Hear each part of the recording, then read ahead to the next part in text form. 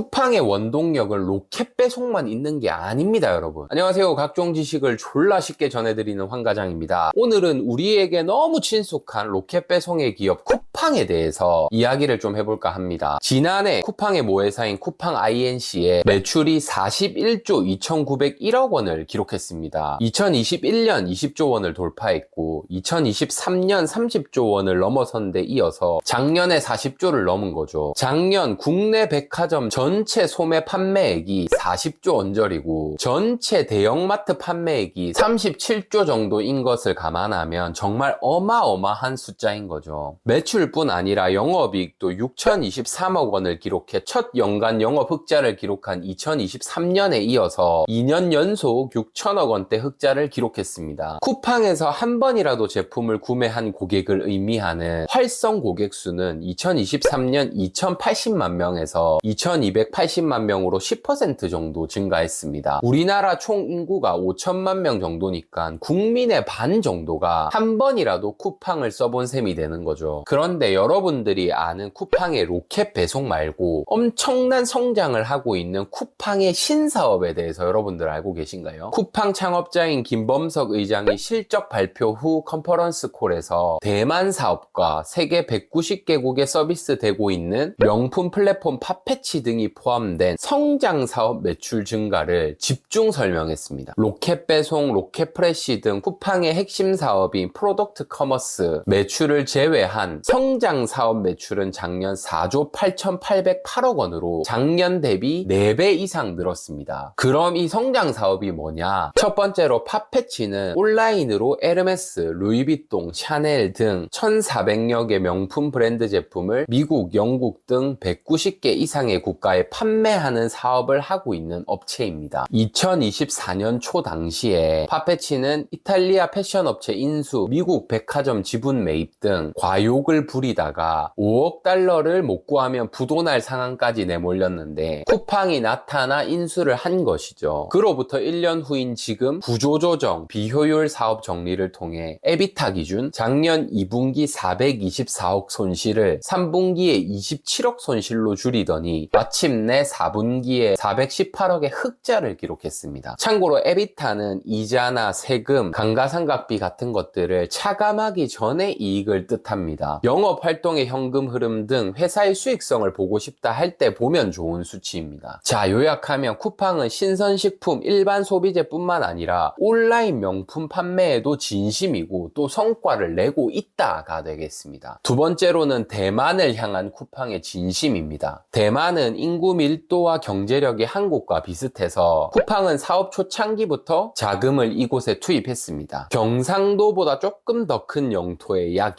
2,321만 명이 거주하고 있고 수도권의 전체 인구의 약 35%가 밀집해 있습니다. 참고로 우리나라는 50% 정도가 수도권에 있죠. 따라서 쿠팡은 한국에서 만들어낸 성공 매뉴얼을 똑같이 적용할 수 있는 시장을 대만으로 정할 수밖에 없었던 거죠. 이를 위해 5천억 원의 투자금을 현지 물류 인프라 구축과 상품 판매에 투입했습니다. 그 결과 쿠팡은 현지에서 2년 연속 앱 다운로드 1위를 기록 중이고 분기마다 매출이 20% 정도씩 증가하고 있다고 합니다. 최근 한국에서 시행 중인 와우 멤버십도 대만에서 출시했습니다. 가입자에 한해 직매입 물건을 무료로 배송하는 형태입니다. 자, 이렇게 오늘은 유통괴물 쿠팡의 우리가 알고 있는 것 외 신사업 동향에 대해 알아봤습니다. 구독과 좋아요는 큰 힘이 됩니다. 감사합니다.